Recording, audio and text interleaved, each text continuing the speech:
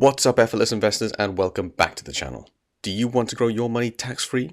Today, we're going to explain how in just 60 seconds. Let's get into it. A Stocks and Shares ISA is a UK investment account where your money can grow tax-free.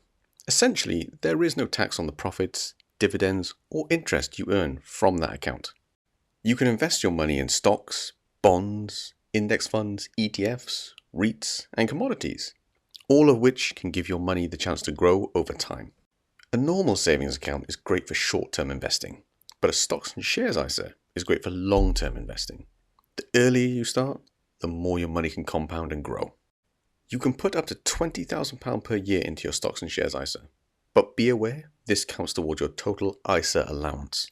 It's £20,000 collectively between your cash ISA and your Stocks and Shares ISA. A Stocks and Shares ISA is a powerful way to start building wealth tax-free.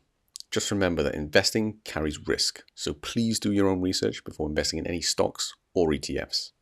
If you found this video helpful, feel free to give it a like and share it with someone you think may benefit from it.